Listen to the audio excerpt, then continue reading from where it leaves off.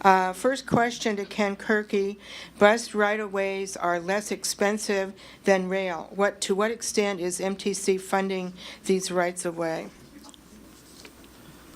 So I mentioned BART Metro, but if you could read that slide, which I realize you probably could not, a number of the other highest performing projects were bus rapid transit projects.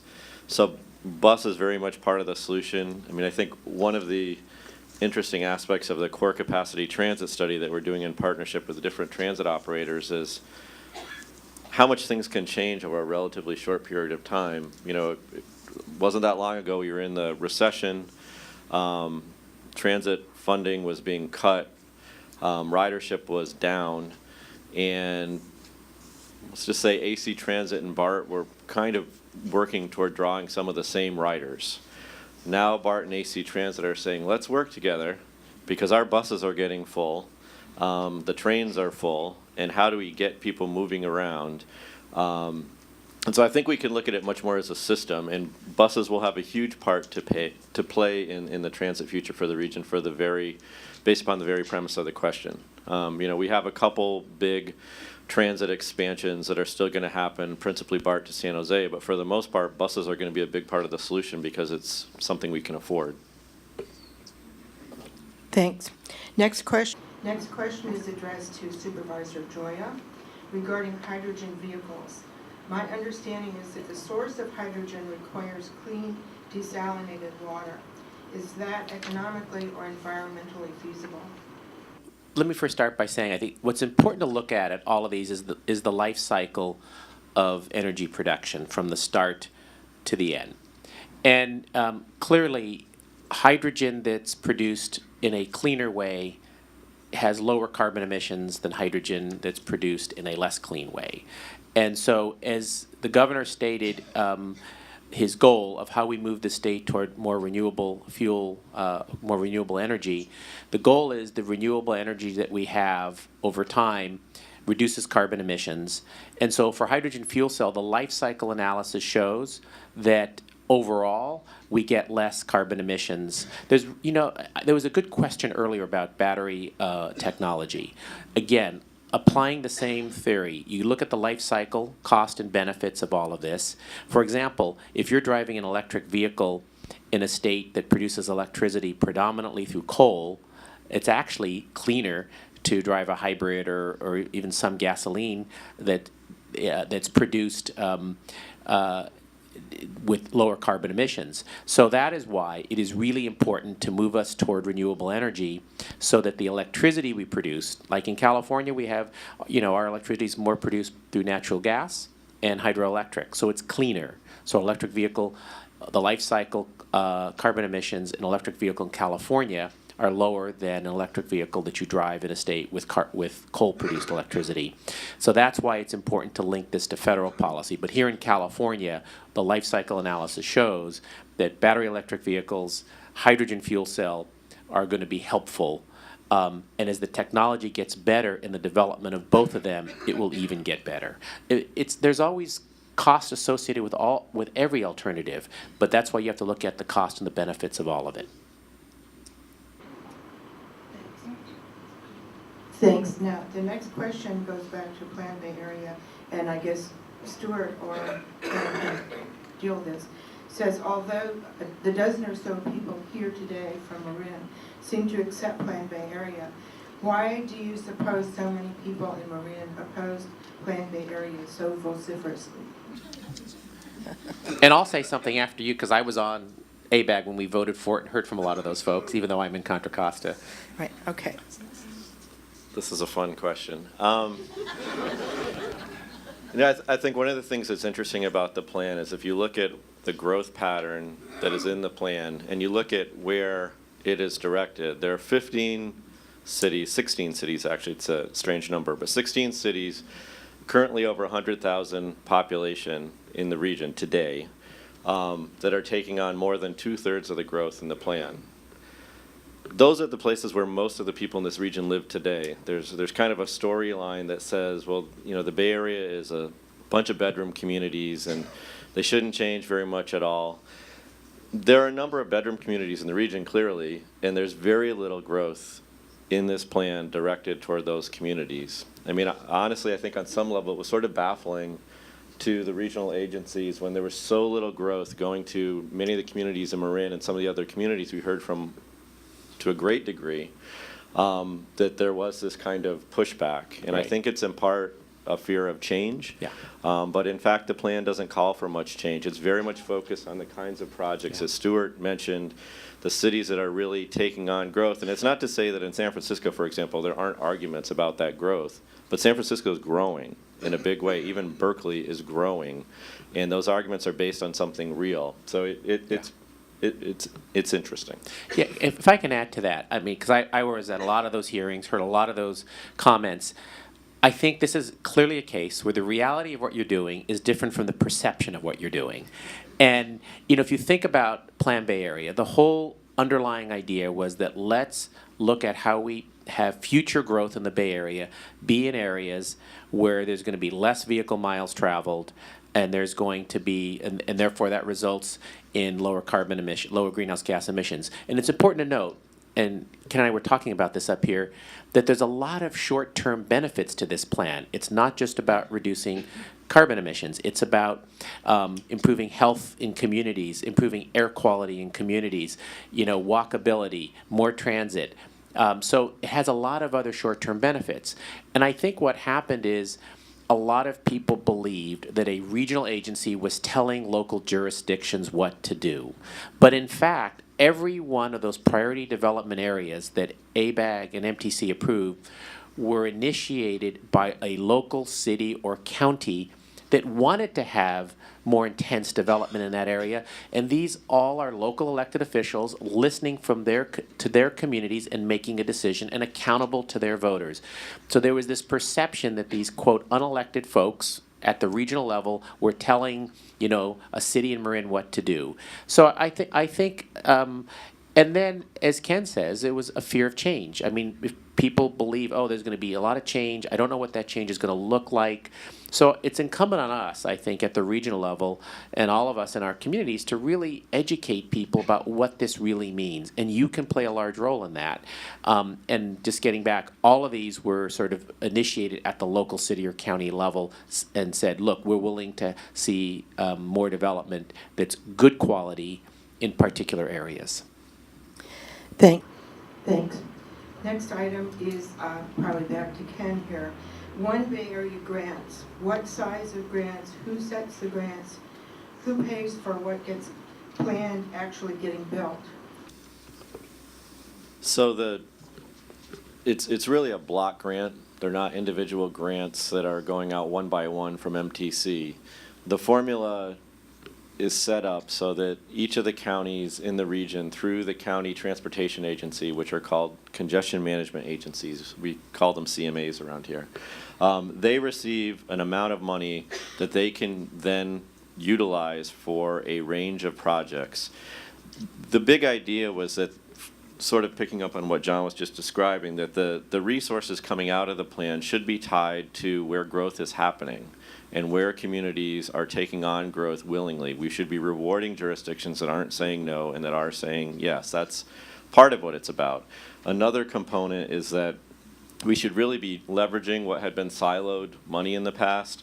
So each of these county agencies was asked to develop what we called a priority development area growth and investment strategy, where they looked at those areas within their county and said, okay, in the near term, these are the places that should receive investment because they're most ready to really benefit from that investment. In the slightly longer term, these are the areas that should receive investment. And part of it was trying to get beyond what we used to see in the past, which is with all the different pots of money that local communities are pulling from, they might pave a street one year, or rip it up 3 years later to put in a new sewer, and build an apartment project near the BART station that didn't have any amenities around it. And we thought, wouldn't it make more sense to plan that out and really build a neighborhood as a neighborhood and try to tier the investments in a way that made the money go further. So that's the basic idea. This is largely surface transportation money. In total was about $320 million. It's going to go out another 2 years, and then we'll be looking again at how to update the program and what, if any, changes there will be and how much money we'll have to distribute. Thank you. Did you want to comment? No. Okay. All right. All right. So the next question would be for Supervisor Gioia. There has been discussion about putting more teeth into AB 32.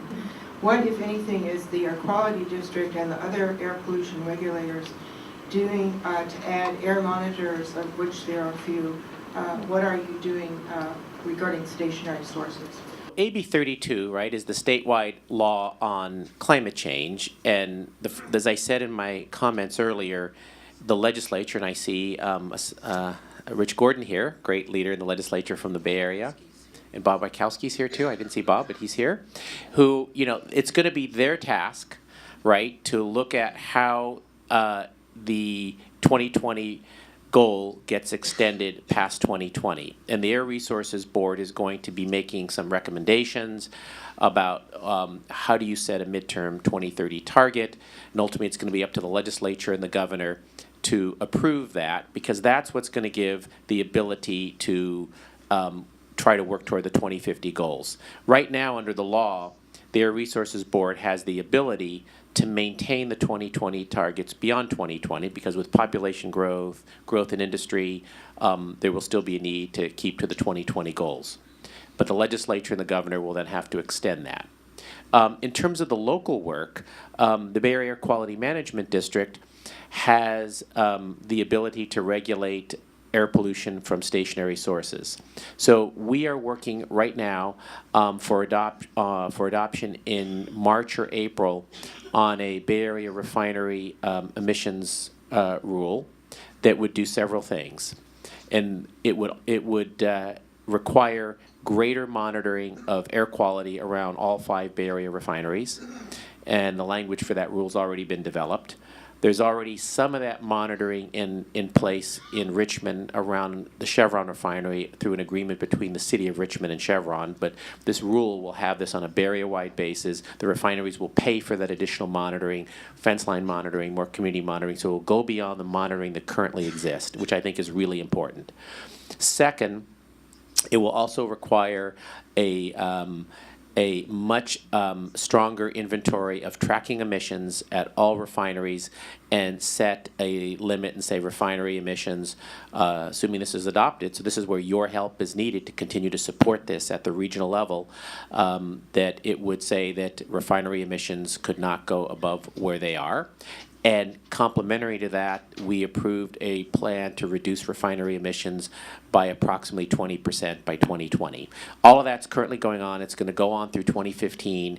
And I know some of you have come to some of those meetings, but your continued involvement and advocacy is going to be really important to following through on that. Now, the good news is refinery emissions have gone down a lot over the last 20 to 30 years over the hard work of the Air District rules. And the new rules at the federal level, predominantly the local level. But we need to have continuous improvement to decrease emissions and improve air quality, and that's ongoing. I might add that all these meetings are available on webcast now or on rerun, even on the ABAC site where they don't actually have the audio. The videos are available on the website, so if you are interested, it's very easy to find information. Just a side question, it was mentioned about the congestion management agencies. How many people know your congestion management agency in your county? Okay. So those also are key decision points for the allocation of funds and decision making within each county. So we lead people like to know our governmental jurisdictions almost obsessively, but I would encourage you to pay attention to what's happening in your county, because that does affect how the money is allocated locally. Okay, next question for Stuart and possibly Ken. When planning for bus rapid transit with dedicated lanes, how do we address land use in various jurisdictions along the route with differing support and roadway conditions?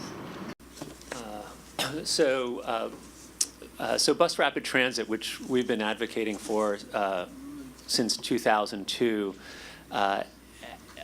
is potentially disruptive if not done right to the local community, because it often means if you take a dedicated lane for the bus, like along International Boulevard or in East San Jose, like they're going to start very soon, there can be a loss of parking as well as more traffic if not planned well on the vehicle side. So it's really critical to get the local planning and the land use right. And MTC has funded some work, and we've done some work to make sure a few things happen. First of all, it's a huge opportunity as you're restructuring the street to make a much more walkable and bike-friendly environment. And for those of you who know International Boulevard, it's a pedestrian death zone. And so that's been a major part of the planning, and so that we could actually get people who now drive because they're scared, including to get to or from the transit, to have a much better environment with those kind of investments.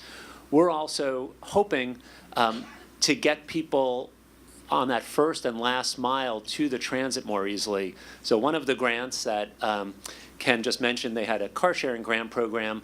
We applied in partnership with the City of Oakland to roll out kind of this intensive car sharing and bike sharing education and enrollment program along East Oakland, because low-income communities have been almost systematically shut out of the benefits of car sharing because you need a critical mass of users to effectively place car share, and except for city car share, they are market driven. And so MTC is going to be supporting us to build that market in East Oakland. So anyway, by the time Bus Rapid Transit opens, we're going to have a smarter land use plan with good densities and great walk-bike environment, and many more people, not just with the BRT option, but with a range of transportation choices to get out of their vehicles, whether they're going to work there or they live there. And that's the way you do it. There's kind of, like everything, there's no silver bullet in this. But where you're going to have that kind of disruption that we love BRT, but it will bring, we have to have a commensurate amount of energy to get great planning and new programs in there to reduce vehicle trips. Yes, just to follow up on that, perhaps Supervisor Gioia, how about extending commuter benefit programs to local business districts where employers don't have 50 full-time employees, or anything else to advocate the role of carpooling and alternatives? Thought. I mean, the Air District, working with MTC, developed this program based on legislation, and so I mean, we can always look in the future as this program, as it's rolled out and as it's implemented, to look at how it can be improved going forward. I think we always want to do that. I know the idea was trying to originally not have smaller employers face more of a burden. There was resistance around the Bay Area from a number of small businesses, but the idea of how do you pool employers makes a lot of sense, and I think it's always good to evaluate these programs once they're implemented and look at how we can continue to make them more effective, and especially if you look at business parks where you have employers all, in one area, and it makes sense to, it's more cost effective for everybody to pool them. This question is regarding the SB 375 targets.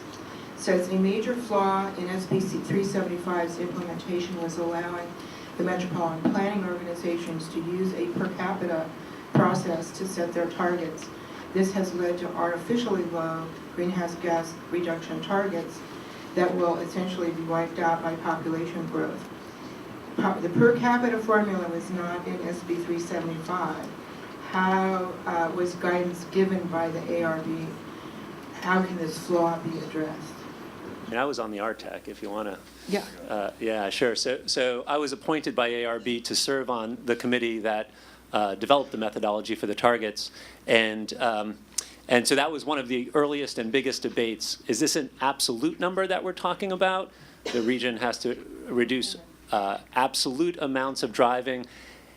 Really from, it's really, while it's GHGs from cars and light trucks, it's really kind of the amount of driving, less on the kind of vehicle efficiency side.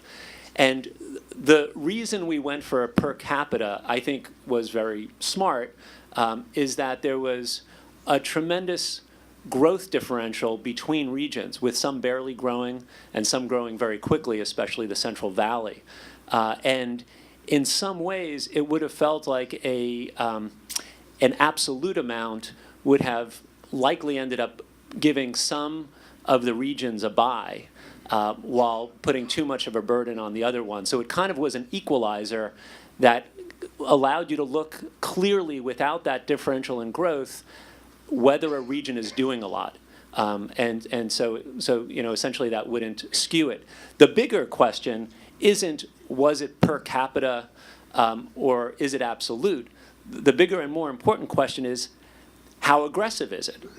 No matter what kind of ratio and denominators you're using. And that was something that was limited by the power of SB 375.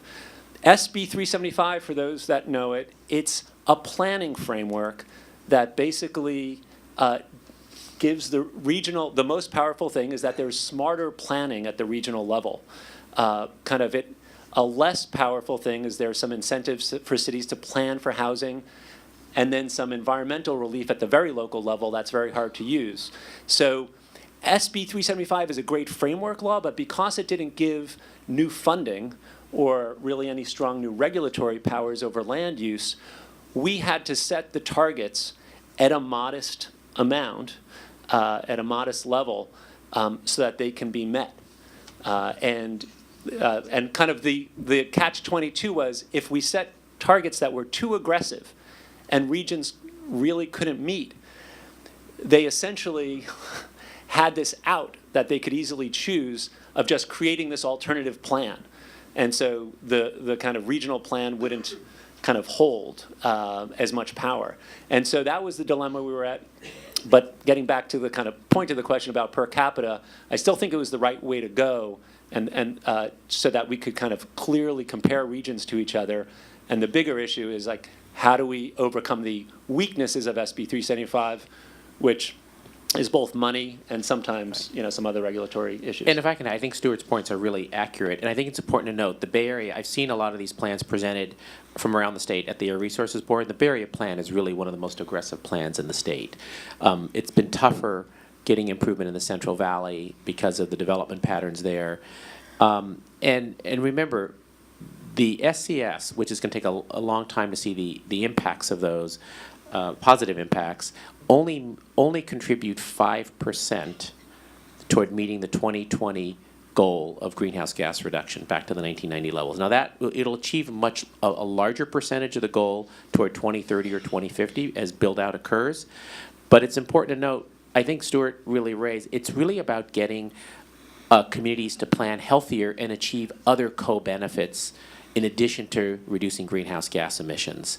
So I think, I think it's done that in the Bay Area. I think it's really laid out, and it's also doing it in a way, doing it in a way that gets the public to go along. Remember, these land use decisions are made not at the state level, they're made at the city and county level. So there's a balance about how you achieve the statewide goals, but how you listen to local communities about how you do your planning.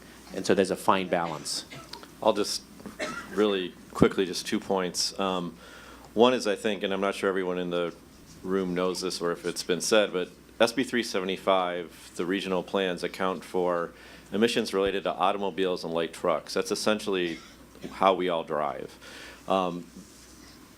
As Supervisor said earlier, there are a number of benefits to the plan, including climate benefits that could be attributed to the plan that we don't take credit for or can't under the law. It was designed that way, and that's probably okay. But if you think about more growth occurring in places that are walkable, served by transit, areas that don't require as much per capita water use, don't require, because we have this sometimes too wonderful Mediterranean climate here near the bay, don't require the same kind of heating and cooling that a home in the Central Valley would require if somebody's commuting from there. There are lots and lots of co-benefits that I think the growth pattern can provide, and they aren't all captured in that target. The other, and it picks up on some of what Stuart was talking about, is I think of our friend and partner from the Sacramento region, Mike McKeever, as he often uses a phrase about breaking a sweat. Like, we needed to break a sweat. This needed to be hard. I think we all feel like we broke a sweat. But it needed to be attainable. If you try to do something that just from the get-go, there is no way to get from point A to point B, it collapses. And I think that CARB and the state came up with a good structure through the RTAC process of putting something out there that was aggressive that we had to really work toward. And now I think it would be helpful if much more of the energy was focused on how do you get communities to yes. And if they're not getting to yes, have a rational discussion about why, then focusing on where you're setting a per capita target versus an absolute target, which is a interesting conversation in a room like this, but I don't think it does much on the ground. So. Thank you. We, of course, have lots and lots of questions. The one I have, just to close this panel out, is it sounds as if there are any number of different agencies that have responsibility for meeting the goals, the legal goals, the political goals of reducing greenhouse gas emissions. How do each of these agencies know that they're doing their share and that we're achieving the overall target? I actually raised a sort of a form of that question at our Air Resources Board meeting this week, and that's that as the cap and trade budget flows out into communities and through state agencies, how are we measuring that work to ensure that the money is being invested in ways that achieve the maximum GHG reductions with co-benefits? As has been mentioned, we need to address the co-benefits, and at least 25% of the revenues must be spent in disadvantaged communities, which also improve air quality and achieve many other really good goals. And so we've had discussion at the Air Resources Board to ensure that each of the state agencies that are dispersing cap and trade revenue, and some of it goes to local communities, some goes to other state agencies, is that we're ensuring that all the results of these projects are measured. For example, I think it's 120 million, 130 million there's a pot of money that is right now out for proposals to implement things like Plan Bay Area, the SCS strategy. It's the Affordable Housing Sustainable Communities pot of money that is being distributed through what's called the Strategic Growth Council to local communities, and cities and counties get to apply for that. So that's out there now. And we're going to want to look at measuring all of these to ensure that we're getting maximum GHGs with other co-benefits. So I think there's a lot of discussion occurring at the state level about that. And then I just need to add one item. There's been a lot of discussion in the Bay Area, at the Bay Area Quality Management District through organizations like Climate 350, the League, and others about what is the Bay Area doing. And let me just say, most of the climate action plans, actually, in many of the cities here in the Bay Area and counties, were partially funded by grants from the Air District, and those have formed the basis of a lot of local action, which is going to continue. And so all these levels are complementary to each other. Yes. Anyone else wish? I just want to say one thing, which is AB 32 has turned out to be this incredibly powerful law, certainly more powerful than I thought it was going to be when it was passed. And I would just encourage that the most important thing possibly that happens this year is that AB 32 is extended while we have so many factors going into place. NRDC and Annie had played a major role in the first round, and I think we'll be taking up a lot of the lead again from the advocacy standpoint. And I just encourage everybody from that. Right. It forces the air districts, it forces MTC, it forces everybody to take more action on climate protection. He is absolutely right. I think that's really a takeaway message from this, because we're all talking about this goal of 2050 of 80% below 1990. Remember what I said? That is in an executive order, one by Governor Schwarzenegger and one by Governor Brown. Until the legislature and the governor approve and extend AB 32 beyond 2020, we don't have a legislative target. Thank you all very much.